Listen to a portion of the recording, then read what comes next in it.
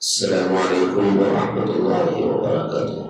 الحمد لله نحمده ونستعينه ونستغفره ونستهديه ونؤمن به ونتوب إليه ونتوكل عليه ونعوذ بالله من شرور أنفسنا ومن سيئات أعمالنا. من يهده الله فلا مضل له ومن يضلله فلا هادي له. ونشهد أن لا إله إلا الله وحده لا شريك له. ونشهد أن سيدنا ونبينا ومولانا محمدا عبده ورسوله صلى الله عليه وعلى آله وأصحابه وبارك وسلم تسليما كثيرا. أما بعد، أعوذ بالله من الشيطان الرجيم. بسم الله الرحمن الرحيم. وإذا قيل لهم آمنوا كما آمن الناس قالوا أنؤمن كما آمن السفهاء ألا إنهم هم السفهاء ولكن لا يعلمون. صدق اللہ العظیم. محترم مداران مدرسہ، حضرات علماء کرام، عزیز طلباء و طالبات، معزز سامعین و سامعات، مجھے جو عنوان دیا گیا ہے وہ تحفظ ختم النبوت کے ضمن میں عظمت صحابہ کا عنوان. اور عجیب بات یہ ہے کہ اس کے اندر بڑی جامعیت پائی جاتی ہے. سب سے پہلے چونکہ ہمارے طلباء اور طالبات ہیں تو ان کو اس کی وجہ بتاؤں تو انشاءاللہ تھوڑا سا فائدہ ہوگا، اور آگے کام کیسا کرنا ہے اس میں ایک لائق عمل بنانے کے لیے سہولت ہوگی. اس دنیا میں آگ سے کبھی آگ کو بجھایا جانا آسان نہیں رہا، بلکہ الٹا ہو جاتا ہے. آگ میں آگ ڈالو تو آگ بڑھ جاتی. پانی پہلے ہی بڑھا ہوا ہو، پانی کی نکاسی کی بجائے اس میں مزید پانی ڈال دیں تو پانی بڑھ تو سکتا ہے، ڈبو تو سکتا ہے، پانی کم نہیں ہو سکتا. تو اس کو قابو میں لانے کا طریقہ اس کے اگینسٹ میں چلنا ہوتا ہے. مثلا آگ زیادہ ہو گئی ہے، آپ اس پر ریتی ڈال دو، آگ بجھ جائے. آپ اس پر پانی ڈال دو، آگ بجھ جائے. دشمنی ہے، دشمنی کو دشمنی سے ختم کرنا یہ دشوار ترین کام ہوتا ہے. دشمنی ہے، محبت کے پھول کھلاؤ، دشمنی خود ہی ختم ہو جائے گی. ایسے ہی دین اسلام کے معاملے میں ہوا کہ نبی رحمت صلی اللہ علیہ وسلم کی شان خاتمیت پر ڈاکہ ڈالنے والوں نے ڈاکہ ڈالنے کی کوششیں کی تو حضرات علماء نے، اللہ رب العزت نے جنہیں فکریں اور صلاحیتیں عطا فرمائیں، ختم نبوت کے عنوان سے، عقیدہ ختم نبوت کے عنوان سے، تحفظ عقیدہ ختم نبوت کے عنوان سے کاوشیں کی. اس میں ہم دوسرے کی مخالفت نہیں کرتے، ہم اپنے نبی کی شان ختم نبوت کو بیان کرتے ہیں. اس سے اختلاف سے بھی بچ سکتے ہیں اور ساتھ ہی اپنا مدعا بھی پورا ہو جاتا ہے.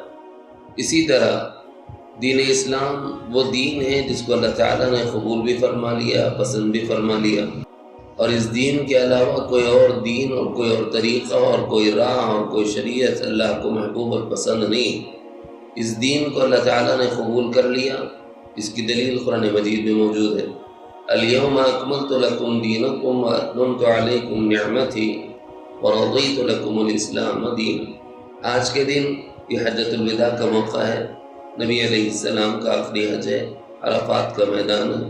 بعض علماء نے اس کا شان نزول یہ لکھا ہے کہ یہ آیت مبارکہ نازل ہوئی کہ ہم نے آج کے دن الیوم اکملت لکم دینکم، تمہارے دین کو اور تمہارے طریقے کو آج ہم نے مکمل کر دیا.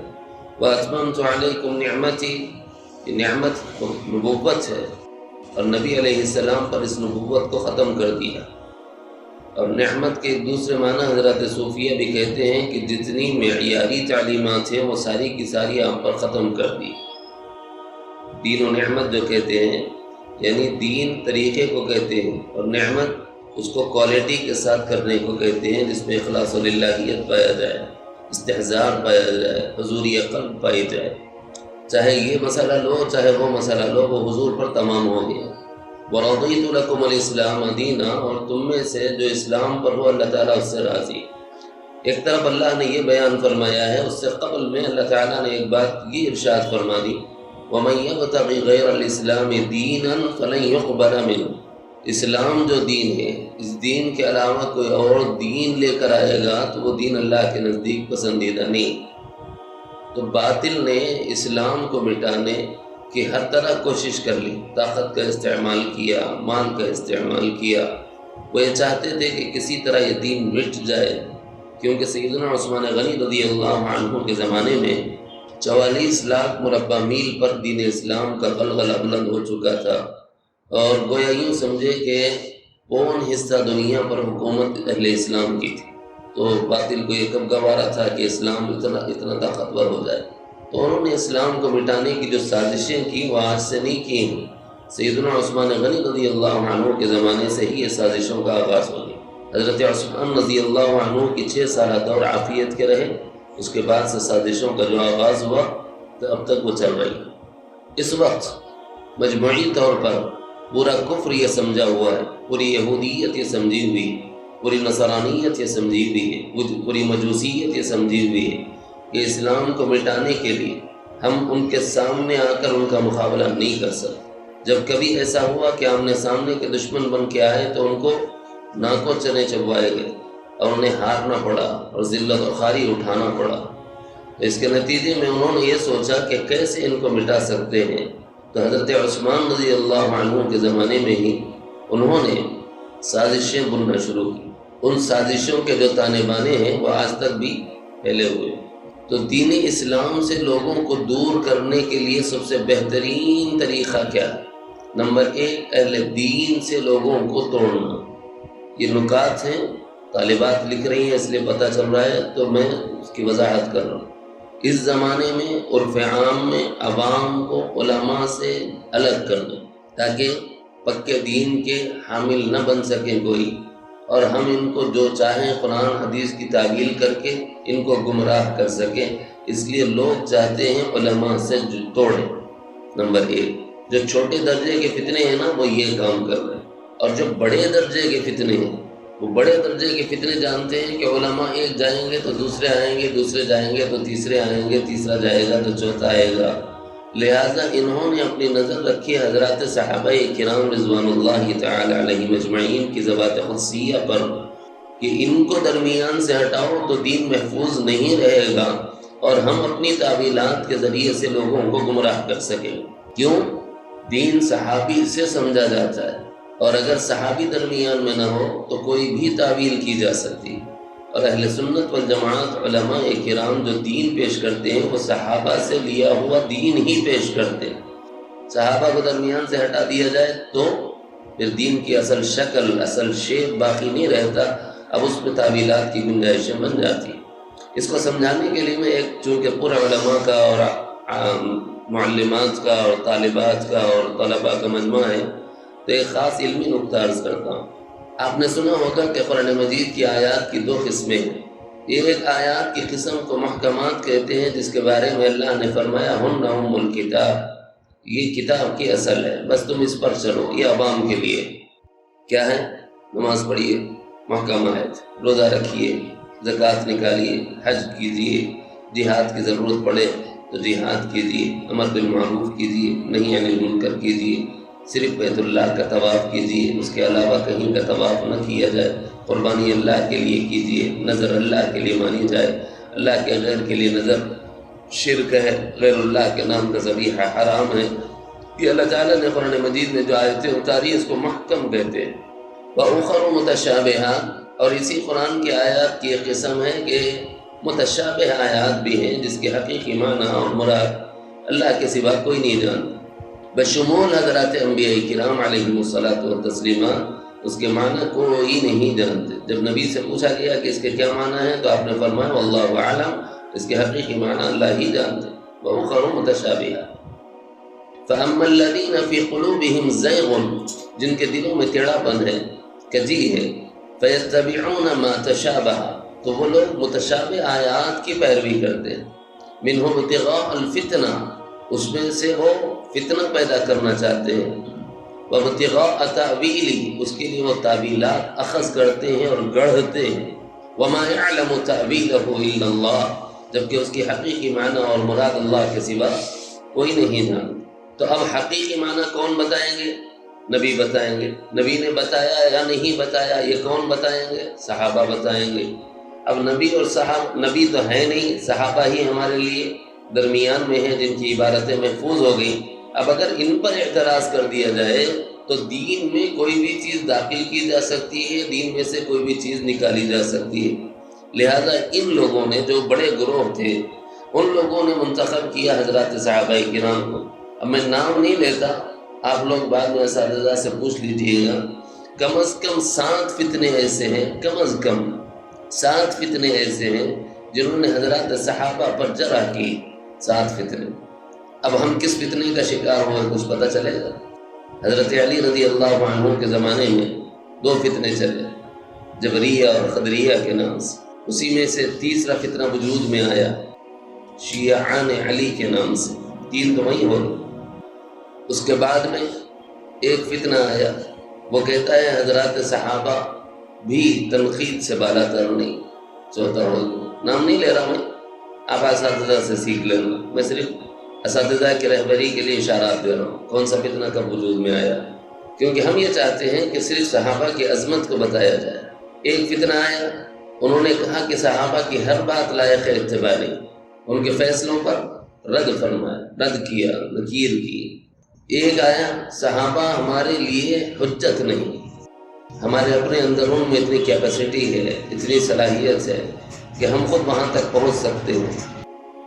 اور ایک فتنہ آیا، وہ یہ کہتا ہے کہ یہ صحابہ ہی ہیں جنہوں نے دین کو بگاڑا، نعوذ باللہ من ذلک۔ یہ 7 فتنے ہیں جو اس وقت چل رہے ہیں، ایسا نہیں ہے کہ یہ ختم ہو گئے، یہ ابھی زندہ ہے۔ اب ان کی مخالفت ہم اس ملک میں نہیں کر سکتے، تو ہمارے لیے طریقہ کار کیا ہے؟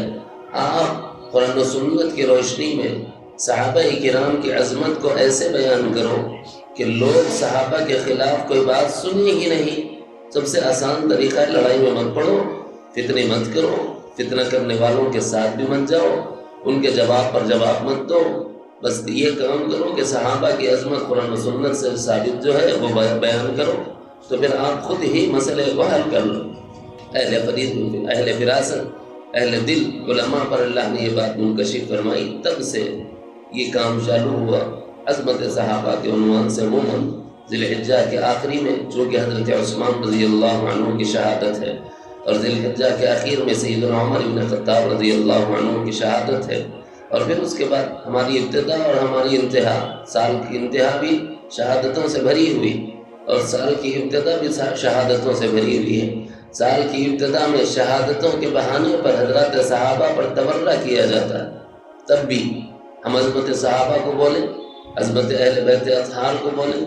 اور یہ ہے کہ صرف عظمت صحابہ بیان ہو، اہل بیت اطہار کا موضوع نہ ہو، تو بعض لوگوں کو اندیشہ ہوتا ہے کہ اہل بیت سے ان کا کوئی تعلق نہیں، اس لیے دونوں عنوانات کو ضم کر کے اگر بولا جائے تو انشاءاللہ اس فتنے کا رد ہو جائے۔ تو یہ کل 7 فتنے ہیں۔ میں سمجھتا ہوں حضرات علماء کی گہری نظر ہے، یہ وہاں تک پہنچ گئے ہیں، اپنے طلباء کو ان فتنوں سے اپنی درسگاہوں میں آگاہ فرما دیں گے۔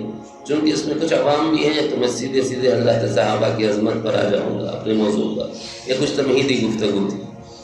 لوگ چاہتے ہیں کہ صحابہ سے لوگوں کو دور کر دیں، رب چاہتا ہے کہ لوگ صحابہ سے جڑ جائیں، یہ فرق ہے۔ لوگ کیا چاہتے ہیں؟ صحابی کو درمیان سے ہٹاؤ۔ کیوں چاہتے ہیں؟ میں نے بتایا، منہ ابتغاء الفتنة وابتغاء تأویلہ، وہ چاہتے ہیں کہ اپنی تعویلات کو داخل کر لیں اور فتنوں میں لوگوں کو مبتلا کر دیں اور سازشیں رچیں۔ اللہ چاہتا ہے کہ تم ان فتنوں سے بچو۔ کیسے بچ سکتے ہو؟ انہیں صحابہ سے جڑ کر۔ یہ بتاؤ، آپ طلباء ہیں، ہمارے لیے اسوہ اور نمونہ کس کی ذات ہے؟ سرکار دو عالم صلی اللہ علیہ وسلم کی ذات ہے۔ ہماری زبان سے ایسا لفظ فوری نکل جاتا ہے ماشاءاللہ، اور اچھا ہے، نکلنا چاہیے۔ نمونہ 2 قسم کا ہے، اب وضاحت کرتا ہوں۔ لقد كان لكم في رسول الله أسوة حسنة ایک ہے اعمال میں، اخلاق میں تمہارے لیے اسوہ اور نمونہ، کس کی ذات ہے؟ سرکار دو عالم صلی اللہ علیہ وسلم کی ذات۔ دوسرے ہے ایمان میں ہمارے لیے اسوہ اور نمونہ، یہ کس کی ذات ہوگی؟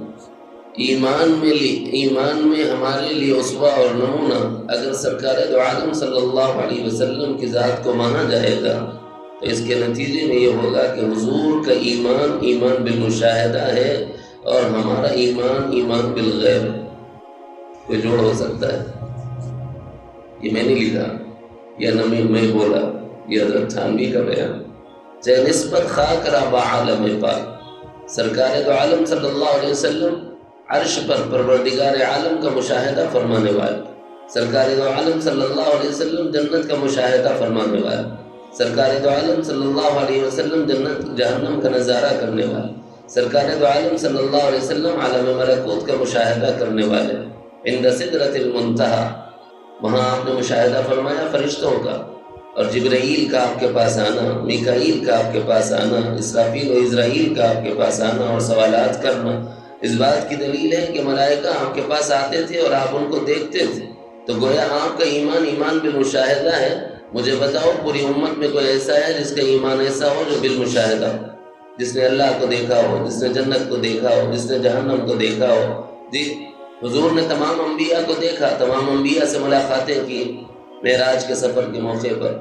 ہم میں سے کون ہے جو تمام نبیوں کا دیکھا ہوا، بلکہ اپنے نبی کو ہی ہم نے نہیں دیکھا؟ خواب میں بھی زیارت ہو جائے تو ہمارے لیے سعادت، اللہ کرے کہ ہم سب کو زیارت نصیب ہو۔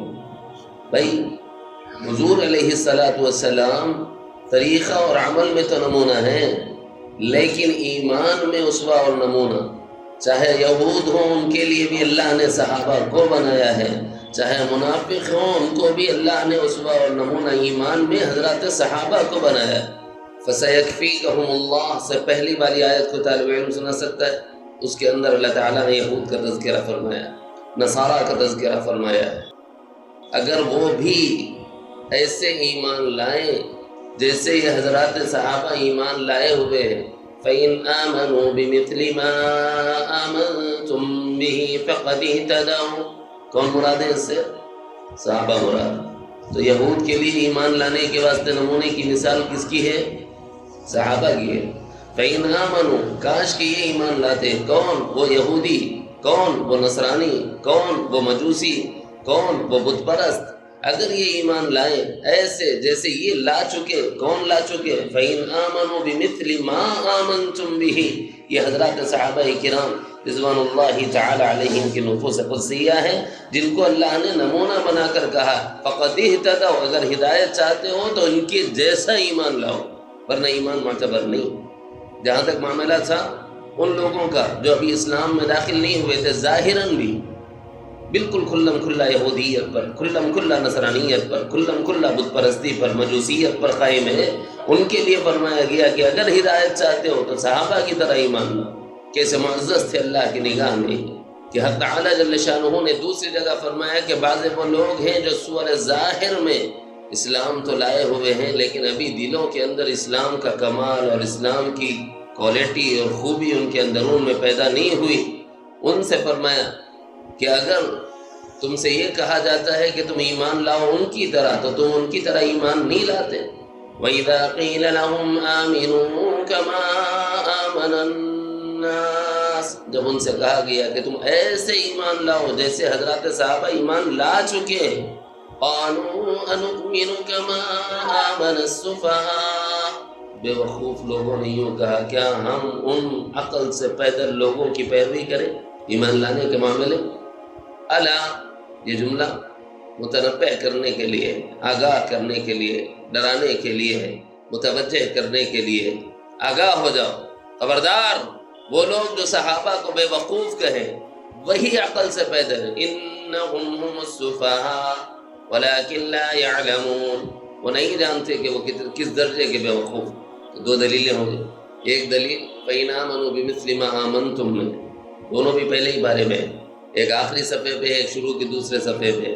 صحابہ کرام کو ایمان میں نمونہ بنایا، اسی لیے حضرت تھانوی رحمۃ اللہ علیہ نے لکھا ہے کہ نبی کا جو ایمان ہے ایمان بالمشاہدہ ہے، اور امتی کا جو ایمان ہے ایمان غیبوت ہے۔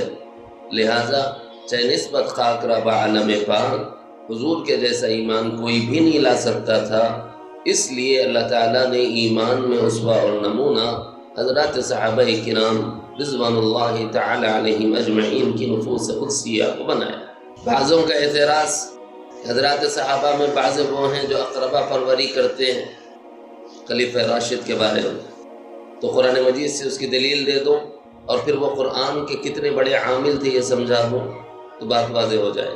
سیدنا عثمان غنی رضی اللہ عنہ جیسے جلیل القدر صحابی پر اعتراض لگا کہ یہ اقربا پرور ہے، یعنی اپنے رشتہ داروں کو عہدے دیتے، تو کیا رشتے کے لیے عہدہ لینا جائز ہے کہ ناجائز؟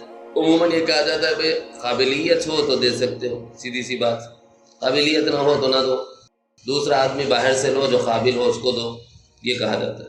قرآن مجید میں اللہ تعالیٰ سے حضرت موسیٰ علیہ السلام دعا کر، دعا کیا ہے؟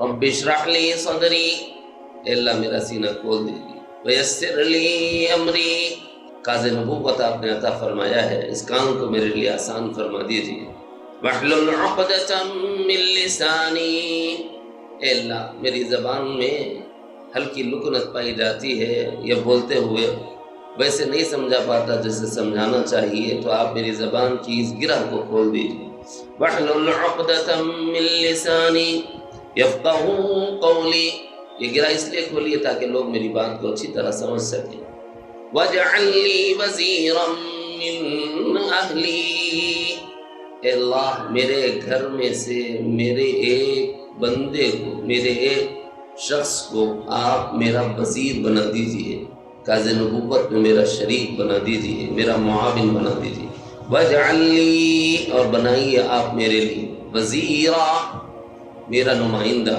میرا وزیر، میرا مشیر، میری جگہ کام کرنے والا، میرا ساتھ دینے والا، من اہلی وہ میرے گھر والوں میں سے ہو۔ اقربا پروری کا جواب قرآن سے مل رہا ہے، اگر جائز نہ ہوتا تو موسیٰ دعا نہ کرتے۔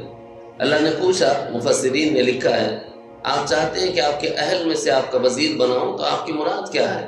تب اللہ تعالیٰ نے حضرت موسیٰ نے اللہ تعالیٰ سے فرمایا ہارون اخی، میرا بھائی ہے، اس کا نام ہارون ہے، آپ اس کو میرا وزیر بنائیے، اشدد بہ ازری واشرکہ فی امری، اس کے ذریعے سے میری کمر کو مضبوط فرمائیے اور میرے کام میں اس کو شریک فرما دیجیے۔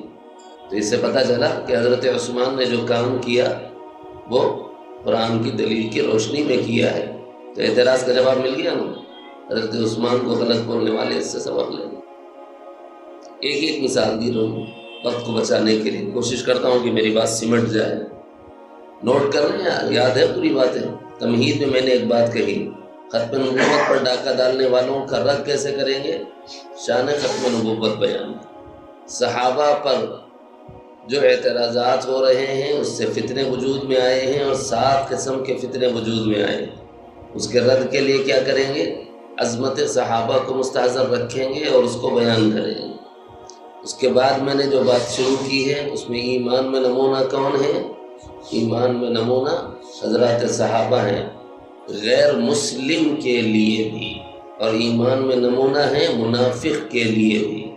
مومنین خالصین تو مومن خالصین ہی ہیں، منافق وہ جو بظاہر اسلام کا ڈنڈورا پیٹ رہا ہے لیکن بباطن وہ ابھی اسلام کے کمال کو پہنچا ہوا نہیں ہے۔ حضرات صحابہ پر، صحابہ میں سے ایک پر ایک اعتراض کا میں نے جواب دیا ہے، حضرت عثمان رضی اللہ عنہ جیسے جلیل القدر صحابی، ان پر اعتراض کیا اقربا پروری کا، تو اس کا جواب قرآن مجید سے میں نے دیا ہے کہ وہ تو قرآن پر عمل کر رہے ہیں، اس کے باوجود ان کی مظلومانہ شہادت یہ بتاتی ہے کہ وہ حق پر ہی تھے، کیونکہ جو حق پر رہا ہے قتل اسی کا ہوا ہے۔ کیسے معلوم پڑا؟ دیکھو حضرت آدم کے 2 بیٹے تھے، ایک بیٹے کو قابیل کہتے، دوسرے بیٹے کو حابیل کہتے۔ آپ نے سنا ہوگا، یاد رکھنے کے لیے ہمیں ہمارے اساتذہ نے جو بتایا تھا وہ بتا۔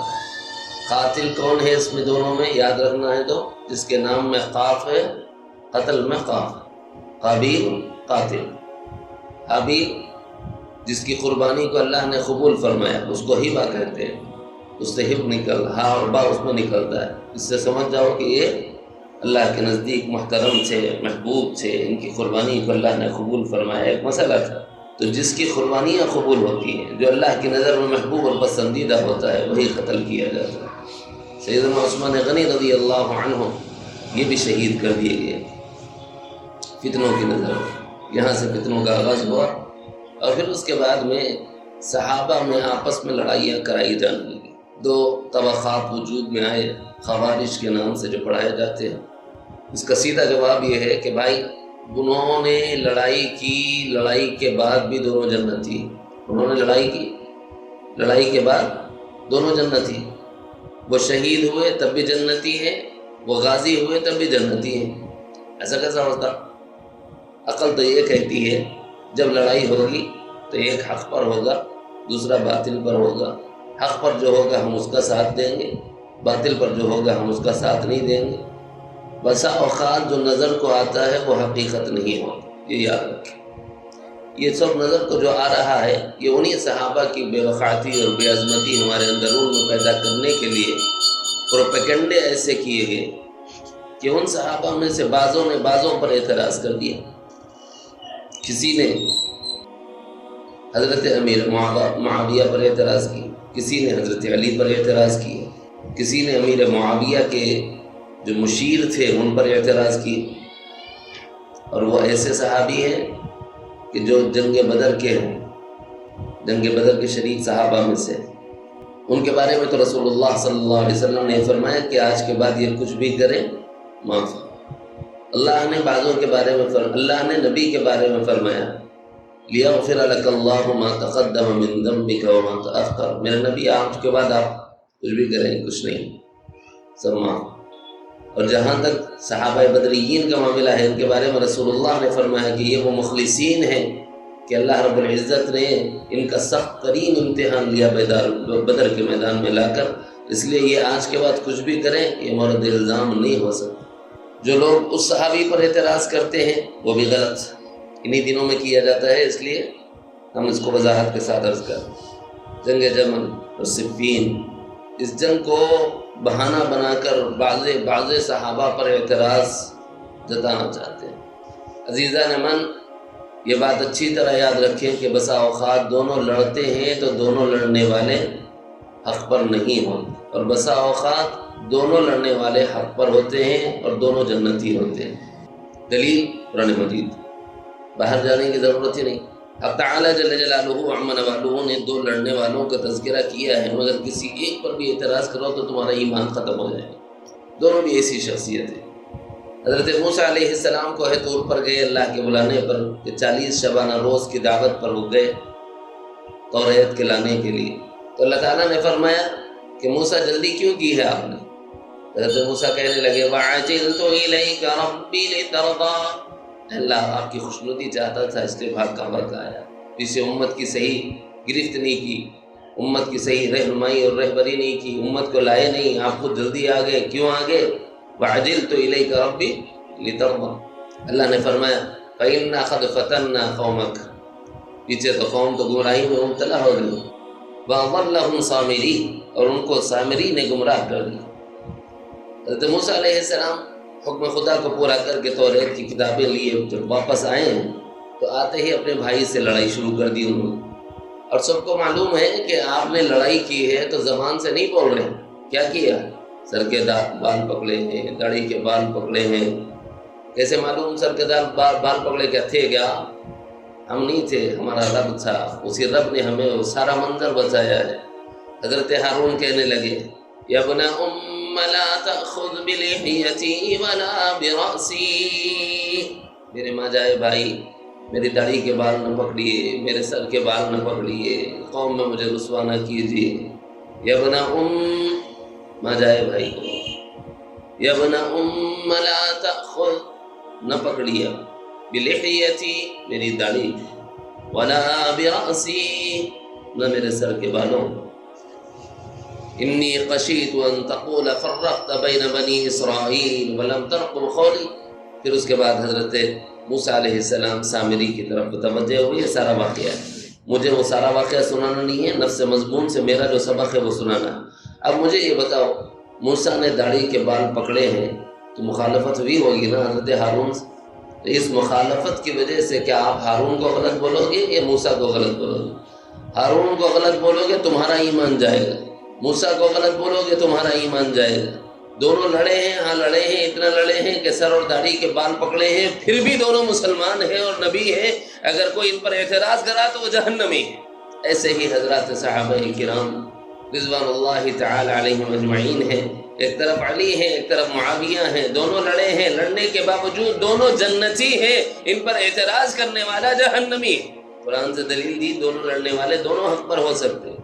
یہ وہ لوگ ہیں، ان میں سے بعض صحابہ پر اعتراض کرتے ہیں کہ دیکھو قرآن ہی میں ان لوگوں کو متوجہ کیا، متنبہ کیا، ڈرایا ہے، دھمکایا ہے۔ کیسے لوگ تھے کہ گستاخ تھے، بے ادبی کرتے تھے، بے احترامی کرتے تھے۔ لا تقدموا بين يدي الله ورسوله واتقوا الله ان الله سميع عليم لا ترفعوا اصواتكم فوق صوت النبي ولا تجهروا له بالقول كجهر بعضكم بعضا ان تحبط اعمالكم وانتم لا تشعرون۔ یہ دلیل دیتے ہیں، کیا ان کا یہ دلیل دینا درست ہے؟ نہیں۔ کیوں نہیں ہے؟ اس کی بنیادی وجہ ہے قلبی کیفیت، اور قلب نہ آپ کو دکھتا ہے کہ فتویٰ لگاؤ، نہ مجھے دکھتا ہے کہ فتویٰ لگاؤ۔ رسول اللہ کو دکھتا تھا رسول اللہ فتویٰ لگا سکتے تھے، اللہ کو دکھتا ہے اللہ فتویٰ لگا سکتا ہے۔ دل میں تقویٰ ہے یا نہیں ہے، اس کی علامت کیا ہے؟ اقسام قلوب علماء نے لکھے ہیں، پڑھنا ہو وہاں پڑھ لیں۔ اس میں ایک بات یہ لکھی ہے، ایک قلب ہوتا ہے جس قلب کا نام تقی ہے، متقی قلب۔ ذَلِكَ وَمَن يُعَظِّمْ شَعَائِرَ اللَّهِ فَإِنَّهَا مِن تَقْوَى الْقُلُوبِ۔ جس کے دل میں شعائر کی عظمت ہوتی ہے ان کے دلوں میں تقویٰ ہوتا ہے، وہ متقی دل ہوتے ہیں، وہ اللہ سے ڈرنے والے دل ہوتے ہیں۔ شعائر اللہ کیا ہے؟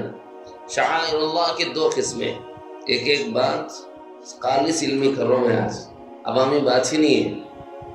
شعائر کی دو قسمیں ہیں، ایک شعائر حکمی کہلاتی ہے، ایک شعائر آثاری کہلاتی ہے۔ شعائر آثاری کیا ہے؟ بیت اللہ آنکھوں کو نظر آتا ہے، شعائر اللہ۔ ان الصفا والمروہ من شعائر اللہ، صفا اور مروہ ہے، آنکھوں کو نظر آتا ہے، اللہ کے شعائر میں سے۔ والبدن جعلناها لكم من شعائر اللہ، قربانی کے جانور، ہدی کے جانور، یہ شعائر اللہ میں سے آنکھوں کو نظر آتے ہیں۔ مسجد نبوی آنکھوں کو نظر آتی ہے، شعائر میں سے۔ مسجد اقصی آنکھوں کو نظر آتی ہے، یہ شعائر میں سے ہے۔ قبلہ اول ہونے کی حیثیت سے اس کی بڑی عظمت اور اس کا بڑا احترام ہے۔ کسی جگہ کا سفر نہیں کر سکتے بجز 3 جگہ کے، ایک بیت اللہ، دوسرے روضہ رسول اللہ، تیسرے مسجد اقصی، یہ حدیث میں ہے۔ تو اقصی وہ جگہ ہے جہاں امامت فرمائی جناب رسول اللہ صلی اللہ علیہ وسلم نے حضرات انبیاء کی، وہ شعائر میں سے ہے، آنکھوں کو نظر آتی ہے۔ اسی لیے یہی وجہ ہے ہزارہا شہداء نے اپنی جانیں دے دی اس پر، اس کی عظمت پر۔ انہی مہینوں میں، ان 9 مہینوں میں جو شہادتیں ہوئی، ان 10 مہینوں میں جو شہادتیں ہوئی ہیں، ہم اس کا تصور نہیں کر سکتے۔ خدا نہ خواستہ اگر اس میں کا ایک شمع بھی ہم پر گر جائے تو ہم ایمان چھوڑو۔ اس عظمت کا مظاہرہ وہ لوگ کر رہے ہیں اقصیٰ کی حرمت کے لیے۔ بچے شہید ہو رہے ہیں، عورتیں شہید ہو رہی ہیں، کیوں؟ ان کے دل میں اقصیٰ کی حرمت ہے، اور ہم بے عظمتی کے ساتھ، بے وقاحتی کے ساتھ مسجدیں مسمار ہو رہی ہیں، ہمارے کان پر جو نہیں رہی، مدارس ڈھائے جا رہے ہیں، ہمارے کان پہ جو نہیں رینگ رہی۔ یہ شعائر میں سے ہے، آنکھوں کو نظر آتے ہیں، تو یہ کہلاتے ہیں شعائر آثاری۔ بیت اللہ ہے، مسجد نبوی ہے، اقصیٰ ہے، جی قربانی کا جانور ہے، صفا اور مروہ ہے، اور وہ جس کا تذکرہ اللہ نے قرآن مجید میں فرمایا ہے، وہ مقدس مقامات ہیں، وہ مساجد اللہ ہیں، وہ مدارس دینیہ جہاں قال اللہ اور قال رسول پڑھایا جاتا ہے۔ اگر کوئی اس پر حرف آئے، کوئی اس پر آنچ آئے تو امت مسلمہ کو بے قرار ہو جانا چاہیے، تڑپ جانا چاہیے۔ اگر دل میں تقویٰ ہوگا تو تڑپے گا، اور دل میں تقویٰ نہیں ہوگا تو نہیں تڑپے گا۔ ہمارے دل اس تقوی سے خالی ہے، لیکن حضرات صحابہ کرام کے اندرون میں یہ تقویٰ اس قدر تھا کہ کسی کی نگاہ حرم محترم تک نہیں آئی، صحابہ اس کے پہرے دار تھے۔ حرم نبی تک کسی کی نگاہ نہیں اٹھی، وجہ صحابہ اس کے پہرے دار تھے۔ حرم اقصیٰ پر کسی کی نگاہ نہیں اٹھی، وجہ اس کی حفاظت صحابہ کرام رضوان اللہ تعالی علیہم اجمعین کی زبان قدسیہ کر رہی تھی۔ جو اللہ کے نام کی عظمت پر مر مٹے، وہ ابو بکر صدیق ہے، وہ عمر فاروق ہے، وہ عثمان غنی ہے، وہ علی المرتضیٰ ہیں، وہ 1,24,000 نبی کے صحابہ ہیں جو اللہ کے نام کی عظمت پر کٹ برنے کو ہر لمحہ تیار۔ تو ان کا یہ اعتراض کرنا کہ نبی کی بے ادبی بے احترامی، ارے بھائی جب تک تعلیمات نہیں آئی تھی، پتہ نہیں تھا کہ کتنی آواز میں بات کرنی ہے، کتنی آواز میں نہیں کرنی ہے، لاعلمی میں غلطی ہو گئی تو اللہ درگزر کرنے والا ہے۔ باقی جب علم ہو گیا اس کے بعد ان کے قلب کی کیفیت کا حال کیا تھا۔ ہم ہوتے یا آپ ہوتے تو یہ اعتراض حق بجانب ہوتا کہ کیا تم کو دل دکھ رہا ہے کہ تم فتویٰ دے رہے ہو؟ نہیں، وہ دل سب کو نہیں دکھتا، جس کو دکھتا وہ خود ممتحن بن گیا۔ وہ دل کس کو دکھتا ہے؟ اللہ کو دکھتا ہے۔ اللہ نے فرمایا اولئک الذین امتحن اللہ قلوبہم للتقوی، اللہ نے خود ان کے دلوں کا امتحان لیا، اس میں تقوی کو پایا، جس کا ممتحن اللہ۔ اور جب اللہ انہیں پاس کر دے اس کے بعد تم اسے لاکھ فعل بول لو، تمہارے بولنے سے کچھ نہیں ہوتا۔ جس کے پاس جانا ہے وہ خود گواہی دے رہا ہے کہ میں نے ان کے دلوں کو ٹٹولا ہے، میں نے ان کے دلوں میں تقوی کو پایا۔ لوگ کہتے ہیں کہ دقیانوسی خیالات سے کچھ نہیں ہوتا، نیا دور ہے، نئے حالات ہیں، نئے تقاضے ہیں، اس کے مطابق چلو تو کامیابی تمہارے قدم چومے گی۔ کیا خیال ہے؟ بڑا اچھا لفظ ہے، نئے دور کے حساب سے چلنا چاہیے، پرانے خیالات سے نکلنا چاہیے۔ صاف لفظوں میں آج کی زبان میں کہوں، کامیاب لوگوں کے نقش قدم پر چلو کامیاب ہو جاؤ گے، ناکام لوگوں کے نقش قدم پر چلو گے تو ناکام ہو جاؤ گے۔ کامیاب کون ہے؟ اللہ کی جماعت کامیاب کہاں ہے؟ قرآن مجید میں ہے، اولئک حزب اللہ الا ان حزب اللہ هم الغالبون۔ تم غلبہ چاہتے ہو، تم غلبہ چاہتے ہو دین اسلام کا، تو تم صحابہ کی جماعت سے ہم آہنگ ہو جاؤ، ان سے مل جاؤ، اپنے کردار میں، اپنے ایمان میں، اپنے اسوہ زندگی میں، اپنے طرز زندگی میں، اپنے طریقے زندگی میں، تو تم غالب ہو جاؤ گے تمام دینوں پر، تمام لوگوں پر۔ اور اگر انفرادی طور پر کامیابی کے تم چاہنے والے ہو، سربلندی کے تم چاہنے والے ہو، تو کامیاب لوگوں کے نقش قدم پر چلو تو اللہ تمہیں کامیاب کرے گا۔ کون ہے کامیاب؟ وہ حضرات صحابہ کرام کی ذات ہے کہ جن کے بارے میں اللہ رب العزت نے فرمایا اولئک هم المفلحون، یہ ہیں کامیاب لوگ۔ اگر تم کامیابی چاہتے ہو تو ان کے نقش قدم پر چلو کامیاب ہو جاؤ گے، اور اگر تم ان کے نقش قدم پر نہیں چلو گے تو تم کامیاب نہیں ہو سکتے۔ میں سمجھتا ہوں جو 7 طبقات میں نے بتائے ہیں، ایک بات ان طبقات کے رد میں قرآن مجید کی روشنی میں نے عرض کر دی۔ امید کرتا ہوں کہ طلباء کرام اس سے بہت کچھ نکال لیں۔ طالب علم ہوتا ہی وہ ہے کہ جو بات معلوم ہو اس میں گہرائی اور گہرائی تک جائے، اس کا مطالعہ کرے۔ حضرات صحابہ کرام پر شروع ہی سے اعتراضات بیجا ہوتے رہے، اور سازشیں جب بھی ہوتی رہیں کہ صحابہ کو درمیان سے ہٹاؤ تاکہ دین کا شیپ بگاڑا جائے۔ آج کے زمانے میں بھی صحابہ کرام پر اعتراض کیا جاتا ہے، کہتے ہیں کہ صاحب وہ طلاق کا مسئلہ، وہ 20 رکعت نماز تراویح کا مسئلہ، وہ رفع یدین کا مسئلہ، وہ مسئلہ تو عمر بن خطاب کا ہے، حضور کا تھوڑی نہ ہے۔ اللہ کے رسول صلی اللہ علیہ وسلم نے خود یوں فرما دیا، علیکم بسنتی وسنت الخلفاء الراشدین المہدیین۔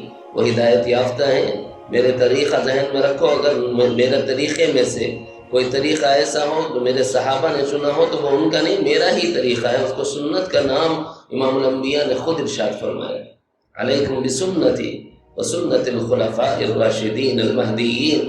تو یہ صحابہ کرام پر اعتراض کرنے والے کبھی ایسا اعتراض کرتے ہیں، کبھی حجاب کا معاملہ آتا ہے تو اعتراض، مساجد میں، گھر میں عورتوں کی نماز مساجد میں افضل ہے کہ گھروں میں افضل ہے، اس پر اعتراض آتا ہے تو سیدنا عمر بن خطاب رضی اللہ عنہ کو بے عصمت بتانے کی کوشش کی جاتی ہے۔ حالانکہ وہ جلیل القدر صحابی ہیں جن کے بارے میں اتنا ذہن میں رکھو تو کافی ہے۔ حضرت عطا اللہ شاہ بخاری رحمۃ اللہ علیہ نے فرمایا، سارے مرید رسول ہیں، عمر مراد رسول، سارے مرید رسول ہیں اور عمر مراد رسول۔ دیکھو بھائی، طلباء کی 2 قسمیں ہوتی ہیں۔ ایک قسم یہ ہوتی ہے کہ خود ناظم صاحب کے پاس آ کے کہتی ہے کہ حضرت آپ کے ادارے میں مجھے داخل فرما لیجیے، آپ کی جو شرائط ہیں مجھے منظور ہے۔ ہوتا ہے کہ نہیں ہوتا؟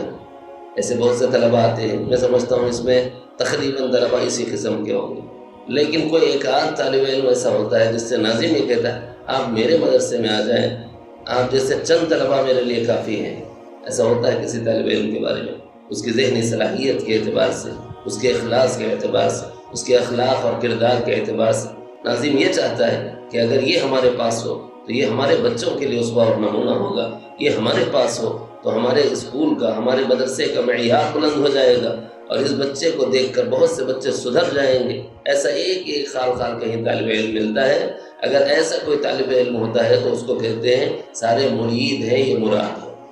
صحابہ سارے مرید ہیں، سب چل کے آئے سرکار دو عالم صلی اللہ علیہ وسلم کے دامن میں اور عرض کی کہ یا رسول اللہ ہمیں کلمہ پڑھا دیجیے، ہمیں ایمان میں داخل فرما دیجیے، ہمارے نفوس کا تزکیہ فرما دیجیے، ہمیں علم شریعت سے آراستہ فرما دیجیے، جہنم سے بچا لیجیے، جنت میں جانے کی راہ دکھا دیجیے۔ اور خود پیارے آقا مدنی کریم صلی اللہ علیہ وسلم مطاف مبارک میں صحن میں ہیں، بیت اللہ کی طرف رخ کیے ہوئے ہیں، ہاتھ اٹھائے آسمانوں کی طرف فریاد کر رہے ہیں، اللہم اعز الاسلام باسلام عمر بن ہشام او باسلام عمر بن خطاب۔ اے اللہ اسلام کو عزت و سرفرازی عطا فرما عمر بن ہشام کے اسلام کے قبول کرنے کے ذریعے سے یا عمر بن خطاب کے اسلام کے قبول کرنے کے ذریعے سے۔ اللہ تعالیٰ نے دونوں کے قلوب پر نظر ڈالی کیونکہ وہ باریک بھی باخبر ہے، علیم بذات الصدور ہے۔ ایک کو دیکھا کہ اس کے ہاتھ میں کنکریوں نے کلمہ پڑھا ہے لیکن پھر بھی یہ ایمان نہیں لاتا، اللہ نے اس کو رد فرما دیا۔ ایک کو دیکھا لا علمی کی وجہ سے ایمان نہیں لایا ہے، اللہ نے قرآن مجید کی آیات پڑھوا دی ان سے، طٰہ ما انزلنا علیک القرآن لتشقى الا تذکرۃ لمن یخشی تنزیلا ممن خلق الارض والسماوات العلی الرحمن علی العرش استوى له ما في السماوات وما في الأرض وما بينهما وما تحت الثرى وإن تجهر بالقول فإنه يعلم السر وأخفى الله لا إله إلا هو۔ سمجھ گئے حضرت عمر، یہ مخلوق کا کلام نہیں، یہ خالق کا کلام ہے۔ اس قرآن کے ذریعے سے اللہ نے علم دیا، دربار رسالت میں آ کر ایمان لے آئے۔ رات کو سرکار نے دعا فرمائی، صبح کو عمر اسلام لائے۔ اس لیے کہتے ہیں کہ سارے حضرت عطا اللہ شاہ بخاری رحمۃ اللہ علیہ سارے صحابہ مرید رسول ہیں، عمر مراد رسول ہے۔ اعتراضات کرنے والوں نے یہ صحابی کا عمل کہہ کر اس کو رد کرنے کی کوشش کی ہے۔ عزیزان گرامی، قرآن مقدس یہ کہتا ہے کہ یہ صحابہ وہ ہیں جن کا کوئی بھی عمل رہا ہو اس سے پرواہ نہیں ہے۔ یہ وہ لوگ ہیں جن سے اللہ راضی، یہ وہ ہیں یہ اللہ سے راضی۔ لقد رضی اللہ عن المؤمنین، اللہ تعالیٰ ان ایمان والوں سے راضی ہو گیا ہے۔ پھر رضی اللہ عنہم ورضوا عنہ، اللہ ان سے راضی، وہ اللہ سے راضی ہو گئے۔ یعنی ان کا ہر عمل اللہ کو محبوب، ان کا ہر طریقہ اللہ کو محبوب۔ اسی لیے پیارے آقا نے یوں ارشاد فرما دیا، اصحابی کالنجوم فبأیہم اقتدیتم اہتدیتم۔ میرے سارے صحابہ راستہ بتانے والے ستارے کے مانند، ان میں سے تم کسی ایک کی بھی پیروی کر، کسی ایک کی بھی اقتداء کر لو، تم ہدایت تک پہنچ جاؤ۔ تو ہم صحابی کا عمل اختیار کرتے ہیں تو نبی کے کہنے پر کرتے ہیں، اپنے گھر کی کسی کتاب سے نہیں کرتے۔ اس لیے ہر صحابی کی عظمت ہمارے دل میں ہو۔ کوئی صحابی کی بے احترامی کرے جن کی عظمت قرآن بیان کر رہا ہو، وہ اگر بے عظمتی کا مظاہرہ کریں تو ایسے لوگوں کے پاس نہ جاؤ، اس لیے کہ ان کے دل غافل ہیں۔ اللہ تعالیٰ نے فرمایا ہے کہ ان لوگوں کی مجالست اختیار مت کرو جن کے دل کو اللہ نے اپنی یاد سے غافل کر دیا۔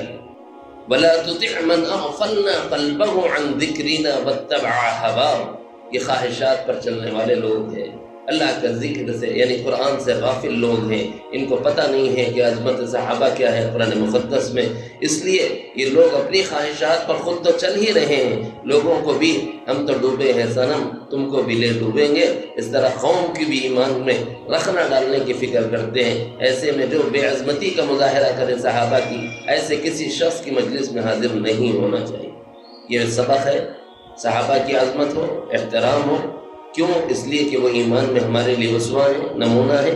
جہاں تک اعتراض کا معاملہ ہے، کسی صحابی نے نہ قرآن کے خلاف کیا نہ حدیث کے خلاف کیا، بلکہ ان کا ہر طرز عمل ہمارے لیے اسوہ اور نمونہ ہے۔ ہمارے نبی نے فرمایا، مشعل راہ ہدایت چاہتے ہو، میرے کسی ایک صحابی کا طریقہ بھی لا لو تو کامیاب ہو جاؤ گے۔ تو حضور کے اس فرمانے کے مطابق ہم صحابہ کرام کی نفوس قدسیہ کو درمیان سے نہ ہٹائیں. لوگ چاہتے ہیں ہٹائیں، ہم نہ ہٹائیں. اگر ہم چاہتے ہیں کہ ایمان پر اس دنیا سے جائیں، اللہ ہم سب کو ایمان پر ثبات قدمی نصیب فرمائے. اللهم لك الحمد كله ولك الشكر كله.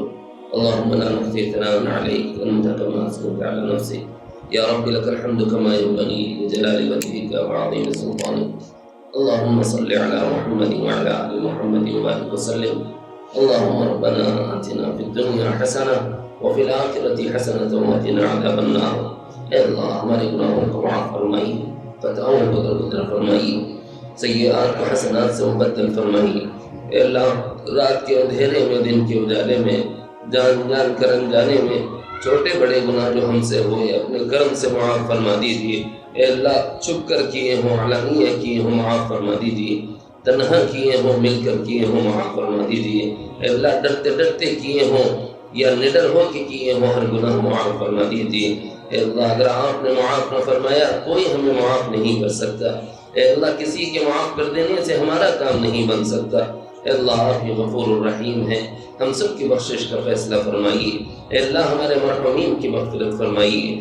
آدم سے لے کے اب تک جتنے ایمان والے گزر گئے ہیں مولا سب کی بخشش فرما دیجیے. بالخصوص ہمارے ددیالی رشتہ دار، ہمارے ننیالی رشتہ دار، ہمارے سسرالی رشتہ دار جو ایمان کی حالت میں گزر گئے ہیں مولا سب کی مغفرت فرما دیجیے. تا حد نظر خبروں کو وسیع فرما دیجیے.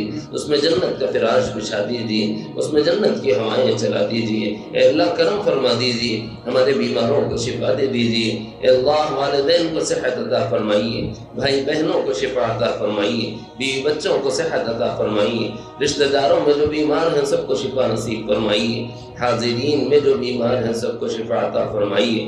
حاضرین کے متعلقین جو بیمار ہیں سب کو شفا نصیب فرمائیے. اے اللہ جو مسحور ہیں ان کے سحر کو توڑ دیجیے، جو آسیب زدہ ہیں ان کے آسیب کو دور فرما دیجیے.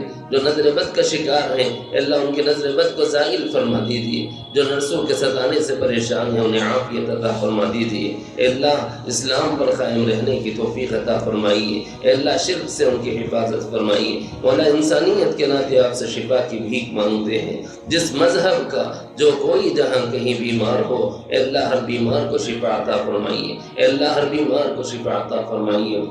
بالخصوص ناظم جامعہ مولانا فیاض صاحب اے اللہ ان کی بھی طبیعت علیل ہے، اپنے کرم سے انہیں شفا عطا فرمائیے. اے اللہ یہاں بہت سے بچے ان کے منتظر ہیں، معلمین ان کے منتظر ہیں. مولا کریم کرم فرما کر صحت عافیت عطا فرما دیجیے. اے کریم مولا جس کے دل میں جو نام بیماروں کی شفا سے متعلق آ رہا ہے مولا سب کو شفا دے دیجیے. اے اللہ رحمت و رحمت کا معاملہ فرمائیے. ہمارے اعمال کو نہ دیکھیے، ہمارے اعمال تو ہمیں برباد کر دیں گے. مولا اپنے کرم پر نظر ڈالیے. اے اللہ ہم پر کرم کا معاملہ فرمائیے. حرمین شریفین کی حفاظت فرمائیے. اقصی بیت اللحم کی حفاظت فرمائیے. وادی قدس کی طور سینہ کی حفاظت فرمائیے. غزہ اور اہل غزہ کی حفاظت فرمائیے. فلسطین کی حفاظت فرمائیے. اے اللہ مساجد کی، مدارس کی، مکاتب کی، حقیقی خانقاہوں کی، دینی مراکز کی حفاظت فرمائیے. اے اللہ امت مسلمہ کے جان و مال کی، عزت و آبرو کی حفاظت فرمائیے. مال و منال کی، اہل و عیال کی حفاظت فرمائیے. ایمان اور اعمال کی حفاظت فرمائیے.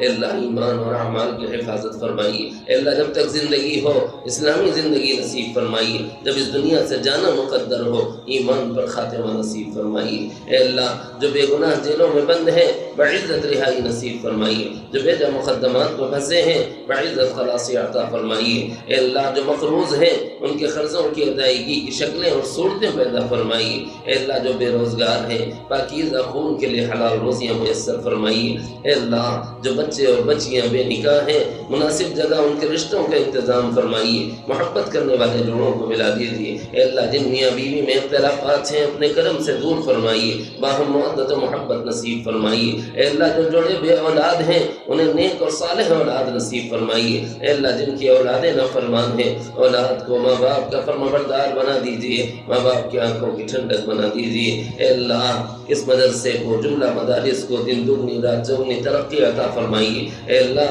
ہر طرح کی مصیبتوں سے، شرور سے، فتن سے اے اللہ حفاظت فرمائیے۔ اے اللہ بیٹھے مجمع کے دلوں کی حالتوں کو آپ خوب جانتے ہیں، سب کے جائز مقاصد کو پورا فرمائیے۔ اے اللہ ہماری دعائیں اپنے فضل و کرم سے اپنے محبوب جناب محمد الرسول اللہ صلی اللہ علیہ وسلم کی برکت سے قبول فرمائیے۔ وصلی وسلم وبارک علی حبیبک سید المرسلین والحمد للہ رب العالمین۔